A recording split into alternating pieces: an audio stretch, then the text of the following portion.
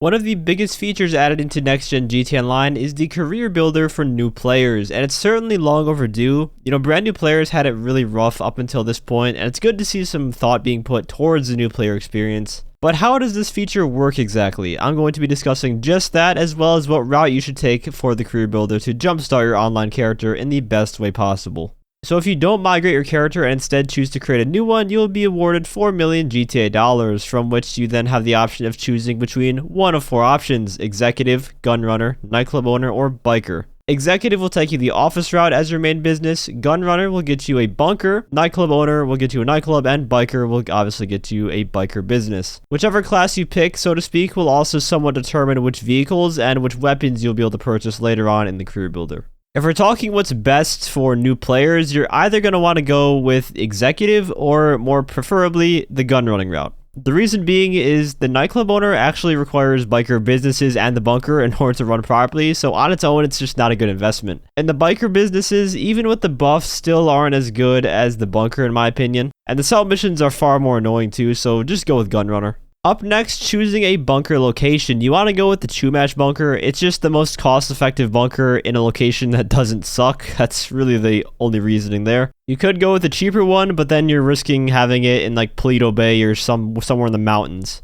For bunker upgrades, the two you could pick from are Bunker Upgrade Pack A or Upgrade Pack D. Upgrade Pack A gives you better equipment so your stock is worth more, and D will give you more staff to increase production along with security so you don't get raided as often. D is cheaper by a couple $100,000, so it's really just up to you at that point. All the other upgrades, though, you don't really need, at least for starting out. In the Vehicles tab, you want to avoid anything extremely expensive and go for something practical yet frugal. The Night Shark might seem tempting, but you don't really need that yet for what you want to be focusing on when you first start playing. You don't really want to go slaying some Oppressor Mark IIs as a level 5 with like $100,000 to your name. The two best choices here in my opinion are the Armored Kuruma and the Turismo Classic, and you're probably thinking, why the Turismo Classic? Well, the reason is because this will allow you to put HSW mods on it, which will allow you to earn $250,000 for completing the time trial, so it's a win situation in the end. And remember, the first HSW upgrade will be free because once you do that initial time trial in Howe's vehicle, he gives you that free upgrade. So you don't have to worry about that heavy cost right away. The only downside to the Turismo Classic though is that it doesn't offer you any protection, so in PvE you might struggle a bit as a low level. So it's just kind of a decision you have to make on your own there.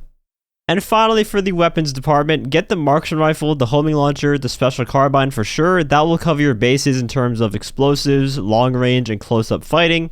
The mini SMG you should also pick up here because you're going to need a drive-by weapon to get you started. Even though it is terrible, the mini SMG is not very good because of its bloom. It's just something to hold you over until you can get an AP pistol or the micro SMG after leveling up a bit. And after all is said and done, you should be left with at least a little over $100,000. The unfortunate part about this is that you have to spend a good majority of the money that they give you. You can't just enter GTA Online with $4 million straight up. The max you can enter with is actually $1 million. And you also have to buy at least one thing from every category, so you can't just skip out on a car from the menu, for example. So you're going to have to end up grinding a bit afterwards to get that Kasatka so that you can earn lots of money easily doing the Kaipriko heist. Still though, this is a much better system than just being thrown into online with no money as a level 1. Let me know what you guys think about the career builder system. Do you think it could have been implemented better, or do you think it's fine how it is now? One thing I personally do like about this are the UI elements and just the cinematic pictures that make up the career builder. I think they did a good job with that. And in a way, I kind of wish in like a future heist update, when we have to make certain decisions, they give us this exact same format. That would be pretty sweet. Like imagine having this menu when you're choosing a loadout and you can pick different weapons to use. That'd be awesome.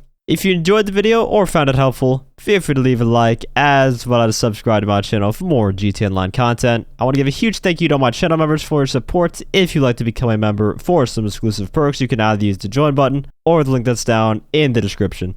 And as always, thanks for watching and have a great day.